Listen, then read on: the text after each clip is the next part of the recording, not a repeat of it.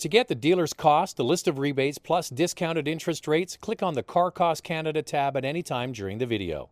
Welcome everyone to the Lexus UX. This is the latest addition to the Lexus family, and this subcompact crossover comes rather late to the party, with a lot of manufacturers already established with their subcompact crossovers, some even entering their second generation. But this model that you see in front of me is the UX250h, and that H is the important part because this is a rather unique proposition in the subcompact space.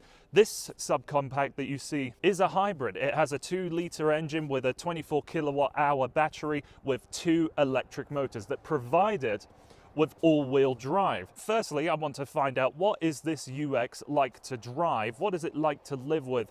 And then, perhaps more pertaining to individuals such as myself, what is it like for tall people? This car looks rather quite dinky on the outside. It has a low roofline. It would line up more to a compact hatchback than it does a crossover. But let's jump into the UX and find out exactly what kind of things it reveals to me, as it's been lent out to me for a couple days by Lexus of Royal Oak. So without further ado, let's go for a drive. The UX is a subcompact crossover that kind of occupies the space of the now defunct CT. That too was a small hybrid hatchback. With its hybrid powertrain, it offers some emissions-free driving if you're really careful with the throttle. Whenever you're braking, you're regenerating energy and putting it back into that 24 kilowatt-hour battery pack, and you can have silent getaways just like that. One of the unique propositions with the hybrid model is its all-wheel drive capability. So if you want your UX with 4 driven wheels, you have to be looking at the hybrid model. And that has its benefits, as I just said, with that emissions-free driving and silent getaway. It's a $2,600 upcharge over the front-wheel drive model. You have a little button placed right behind the gear shifter called Eevee Mode. Now this is trying to force the car into pure electric driving, and with this you have to be reasonably careful. You have to be really light with the throttle, keep your tack needle, if we want to call it that, in the eco range, and in some situations you might simply just be going too fast for the system to work. It'll never engage on the highway. That's when it needs proper power from its 2-litre engine. But if you're an urbanite and you spend all of your commuting time in a car in stop-and-go traffic, I think the Eevee mode will greatly impact your buying decision if you're looking at a subcompact crossover. But getting into the UX250h, it's going to have more available equipment that you can't find in the UX200. With the 2-litre 4-cylinder engine and 2 electric motors, in combination of that battery pack, produces 175 horsepower as a combined output. Having an electric motor on each axle is what provides that all-wheel drive capability. The shift from pure electric and hybridized power is seamless. The only indication of it is perhaps a little more noise coming out of the bonnet from the rattling of that engine and the power display. With the regenerative brakes, the car can feel a little inconsistent under braking from time to time. With that motor, it's hardly fast. You really need to keep your foot planted in that throttle if you're ever merging onto a highway. But this car actually has something called a direct shift CVT. So everybody knows what a CVT is. We know its benefits, its drawbacks, but the direct shift component is actually a physical first gear, and that makes getting off of the line feel more natural, more conventional, if you want to think of it that way. But it also aids in power delivery, helping you get off the line consistently and with not a lot of rattling coming from that 2-litre engine. Despite the overall exterior dimensions of the UX and my initial concern thinking I'm not going to be small enough to fit comfortably in this car, the UX has genuinely surprised me. I have a little bit of headroom remaining, but if I ever spike my hair, that's brushing against the roof. We have this sunroof here, which will reveal a little bit more space, but it doesn't go all the way to the edges, which, if that was the case, would make my headroom situation a little bit better. Legroom overall is good. The seats in the luxury model don't have that much lower leg support, but I'm able to stretch my legs out rather far, so I'm quite happily sat here even on a long highway journey. My only concern when it comes to a driving position is this steering wheel. My problem is that it just doesn't go high enough. I would like it to pivot maybe another inch or two further just to get my perfect driving position. If I ever sit behind myself, I can surprisingly just about make it. My knees are touching against the back of the seat and my head does graze along the roof line, so I'm not going to be comfortable for very long back there, but short journeys are possible. The luxury model comes with a hands-free power tailgate, and that has a very high load lip. If you are ever placing something really heavy into the boot, that might be a little bit of a challenge. But the nice thing about it is that you can fold the seats down 60-40. It has a flat loading area, and even with the hybrid powertrain and that electric motor, it doesn't burden you with any less cargo capacity, as you still have a little bit of hidden storage underneath that boot floor. This is more Mercedes GLA and Audi Q3 than it is BMW X1 and Volvo XC40 in the subcompact spectrum of interior dimensions.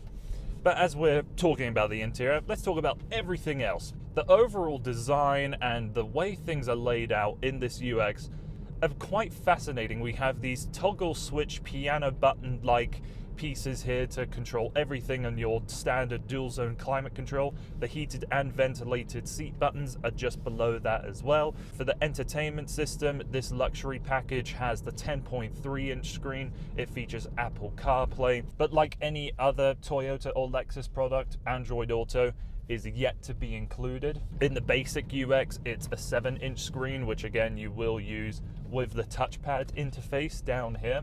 And if you're used to any of the latest Lexus systems, you'll get it right off the bat. It's very straightforward. I understand why people have concern with a touchpad rather than a rotary dial or a touch screen, but I've exposed myself to a lot of these models. I personally don't have an issue with it, but this UX does something a little bit differently when you're interacting with the media. So down here where you rest your hand is this funny arrangement of buttons for your radio, media, tune, and volume. You have wheels and tiny discrete buttons. The interaction with it is very easy to learn, and it's a way to declutter the interior. Not that I think it's a cluttered space at all. We have a lot of leather padding here on the wheel where I rest my elbows. Up on the top of the dashboard, we also have this interesting material called washi, which is inspired by Japanese paper. It has this rather tasteful rubberized texture to it. If you look at these vent dials here during the day, they don't reveal much to you, but at night it has this 3D effect where the light continues on deeper into this black space here. With this rotary knob, you can change your different driving modes from eco, normal, and sport. We have the digital instrument cluster that you'll see in the latest Lexus models, and that's configurable. So we have a little instrument display on the left-hand side. As I mentioned, I'm in the UX Luxury trim, and that's the mid-level model for the 250 hybrid. Some standout features for this trim is the 10.3-inch screen. As I said, the heated and ventilated seats with the heated steering wheel, a hands-free power tailgate, a wireless phone charger with a 12-volt power outlet directly beside it. The seats have this unique pattern up here along the shoulder blades, but for any UX250h, it's all going to come with Lexus's latest safety system suite. So that's standard with close to all of the latest Lexus models these days, and that's automatic high beams, radar-assisted cruise control, rear cross traffic alert, and for this UX, it has a lane tracing assist system. This is a little different to a lane keep assist. And the reason why it's different is a lane keep assist is a reactive system. If it thinks you're going off the line, the wheel will correct, put you in center. With lane tracing assist, it's an active system where the cameras are constantly watching the lines, and it's going to always keep you in. I like looking at this vehicle and discovering all the new angles to it. If you ever look in the rear view mirror, there's a line that kind of follows from the base of the door and then leads its way all the way up.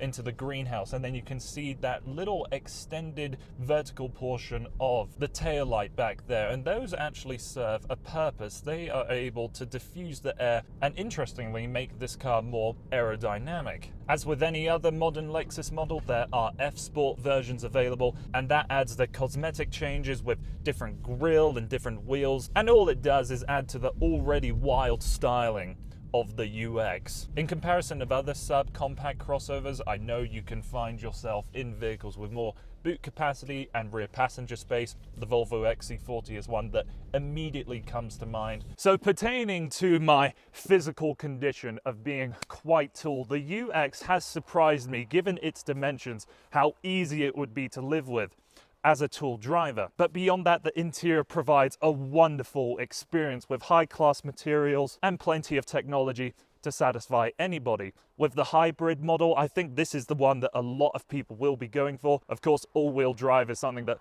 a lot of Canadian consumers are looking for, and if you're hoping to drive a car with EV capability, in this class and price point, this is one of the very few options that you have. Yes, it doesn't have the same interior dimensions as something like a Volvo XC40, which I still think is the king of this class, but if you're looking for something a little bit different, something that has EV capability, its looks and its size might not appeal to everyone, but you will seriously be doing yourself a disservice if you don't go and test drive one of these vehicles. So that's been everything from me, and thank you so much for taking the time to watching this video, but special thanks have to go out to Lexus of Royal Oak in the Northwest Auto Mall in Calgary. And that's been this video here on Motormouth. My name's Max Landy.